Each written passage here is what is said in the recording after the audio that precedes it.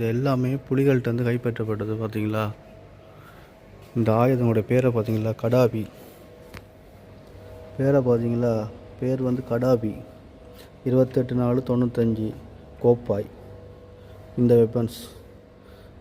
இது வந்து கடாபி 29/4/95 கோப்பாய்.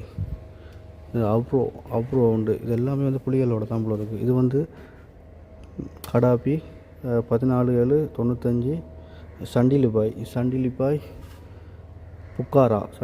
புக்காரா. இது வந்து கடாபி 18/9/95. இது வந்து பலாலின்னு போட்டிருக்குது. இது வந்து கடாபி 22/1/96 பருத்தித்துறை. இது பருத்தித்துறையோடது. இது வந்து கடாபி சுண்டிக்குளமா சுண்டிக்குளம், யாழ்ப்பாணம் சுண்டிக்குளமா, முல்லைத்தீவு சுண்டிக்குளமானு தெரியல. சுண்டிக்குளமா. இது வந்து டோரா. இது வந்து அகிலேஷ் என்ன போட்டிருக்கு, அகிலேஷ் சாலை, யாழ்ப்பாண சாலை நினைக்கிறேன், அதை தான் இருக்கும். அடுத்து வந்து புஷ்பன் வந்து கொக்குலாய். ஈழரஞ்சன் பேரை பார்த்தீங்களா, ஈழரஞ்சன் வவுனியா. இதை பாருங்கள், சுவர்ணன் 12/2/2000 கொடிகாமம். இதை பாருங்கள், இது வந்து இளம்புலி பேரை பாருங்கள், இளம்புலி திருமலை, தெங்கோமலை. இது எல்லாமே வந்து அதாவது புலிகள்கிட்ட கைப்பற்றப்பட்ட ஆயுதங்கள்.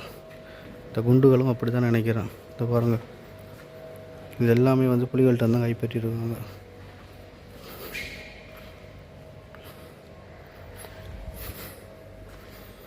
இதை பாருங்கள், இதுவும் அப்படியே தான் இருக்கும்.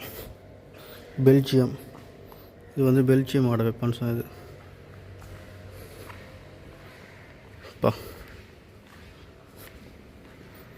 இதெல்லாம் விமானப்படையில் பயன்படுத்திய ஆயுதங்கள் தான் வச்சுருக்காங்க. வந்து USS ரஷ்யாவோடது. எல்லாம் மியூசியமாக கிடக்கு. இப்போ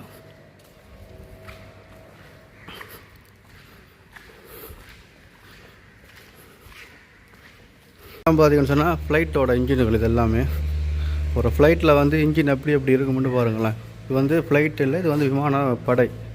அது விமானப்படை பயன்படுத்தியது. இதில் போட்டிருக்காங்க இந்தந்த விமானங்களுடைய தான். சரிங்களா, பார்த்தீங்களா ஃப்ளைட்டோட இன்ஜின் எப்படி இருக்குண்டு. இதெல்லாம் பாருங்கள், ஃப்ளைட்டோட இன்ஜின். ஃப்ளைட்டு விமானம் எல்லாம் ஒரே மாதிரி தான் இருக்கும். யூஎஸ்பி இன்ஜின் பில்டிங் ப்ராடக்ட்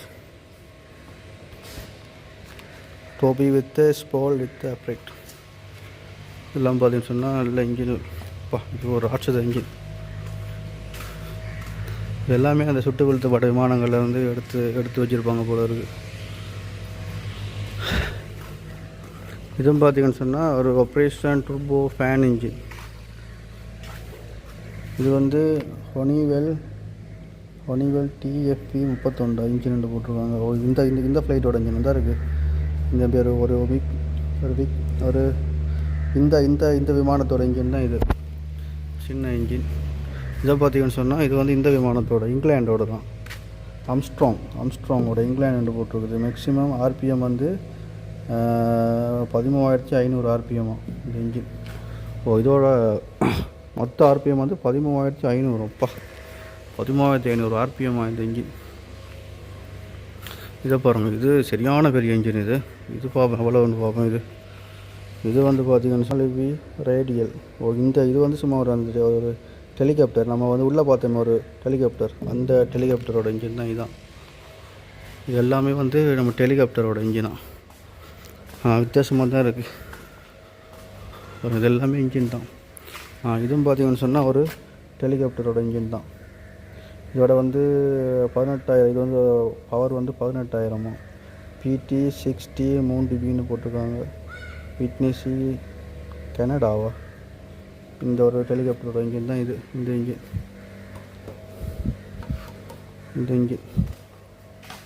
இது வந்து இந்த ஒரு சிறிய விமானத்தோட இன்ஜின். இந்த இன்ஜின் இது பார்த்தீங்கன்னு சொன்னால் எவிகோ லைக் கம்மிங் போட்டிருக்காங்க. ஏர் கோல்ட் பிஸ்டன் இன்ஜின். HP வந்து 260 HP தான். ஏன்னா S220 MB நோ போட்டிருக்கோம். இது வந்து சின்ன ஒரு சிறிய விமானம் தான். இந்த விமானத்தோட இன்ஜின் தான் இதெல்லாமே. இதை பார்த்தீங்கன்னு சொன்னால் இதில் பார்ப்போம். இது எத்தனை பிஸ்டன்ட்டு பார்ப்போம். 1 2 3 4 5 6 7 8 9 10 11 12 பிஸ்டன் இருக்குது ஒரு இன்ஜினுக்கு. சாதாரணமாக ஒரு பைக் இன்ஜினுக்கு வந்து ஒரு பிஸ்டன் வரும், காருக்கு வந்து 4 வரும், பஸ்ஸுக்கு வந்து 6 வரும், ஃப்ளைட்டுக்கு வந்து 16 பிஸ்டன் இருக்குது. அப்போனா எவ்வளோ பவர்ண்டு பாருங்கள், இன்ஜினோட பவர். இதெல்லாமே ஃப்ளைட்டோட இன்ஜினுங்களாம். சரி, அங்கால சைட்டில் 16, இங்கால பார்ப்போம் 16 சொன்னேன். 17 18 19 20 21 22 23 24 25 26 28 பிஸ்டன். அப்பா, ஒரு காருக்கே 6 பிஸ்டன் 4 பிஸ்டன் தான். 28 பிஸ்டன். இதில் பவரை பார்த்தீங்களா, இன்ஜினோட பவர் எப்படி இருக்குமெண்டு. இதை பாருங்கள். இது வந்து அந்த நார்மலான விமானத்தோட இன்ஜின். HT டவுன்னு போட்டிருக்காங்க. DE கெவில் ஆண்டா மேனுஃபேக்சரிங் கெவில் ஆண்டா போட்டிருக்காங்க. பவர் வந்து 223 HP, 2400 RPM இந்த இன்ஜினோடது பவர். இது வந்து ஃபேனோட ரெக்கை. இது எல்லாமே ரெக்கைகள். ஃபுல்லாக இன்ஜினாக தான் இருக்குது. இதோட விமானம் தான் வந்து ஃபுல்லாக ஊஞ்சல் மாதிரி செஞ்சு வச்சுருக்காங்க. எல்லாம் பழசு தானே, ஊஞ்சல் மாதிரி இருக்குது. இதான் வந்து உண்மையில் இப்போ உள்ள விமானங்களோட டயர் இப்படி தான் இருக்கும். காற்று டயர் வந்து போட்டிருக்காங்க. எப்படி வந்து லேண்ட் ஆகிறப்ப வெடிக்காதா காற்று டயரு? நானச்சும் வந்து ஃப்ளைட்டுகளுக்கு எல்லாமே வந்து ரப்பர் டயர் தான் இருக்கும்னு பார்த்தேன். ஆனால் ஃப்ளைட்டுகளில் பெரும்பாலும் காற்று டயர் தான் இருக்குது. பார்த்தீங்களா, இப்போ லேண்ட் ஆகிற வந்து அவ்வளோ வந்து ஹை ப்ரெஷரை வந்து கொடுக்குது. அதாவது ஹைட்ரோலிக் வந்து ஜம்ப் பண்ண வைக்குது. ஸோ வெடிக்குமா இன்னும் தெரியாது, வெடிக்காது போல் இருக்குது. பாருங்கள், இதெல்லாம் இப்போ வந்து ஒரு விளையாட்டு பொருளாகிட்டாங்க. அவ்வளோ விமானங்கள் இருக்குது. அங்காலையும் பார்த்துட்டு வந்துடுவோம். நம்மளோட முக்கியமானதில் பார்த்துட்டு வந்துடுவோம். அடுத்தது இவங்களோட பார்ப்போம். நம்மளோட தமிழர்களுடைய வீரத்தை அங்கால பார்த்துட்டு வந்துட்டு அப்புறம் இவங்களுடைய இதெல்லாம் பார்ப்போம். முக்கியமான புள்ளியை பார்க்க தான் போயிட்டுருக்கோம். இப்போ இதெல்லாம் வர்றப்போ பார்க்கலாம். நம்மளோட வீர அடையாளத்தை போய்ட்டு பார்ப்போம். இப்போ பாருங்க, இதில் ஒரு பெரிய விமானம் இருக்குது. அதாவது இந்த ராக்கெட் தெரியுமா, கிவிர், நம்ம இடத்துலலாம் வந்து குண்டுகளெல்லாம் போட்டுச்சு கிவிர், அதுதான் இது.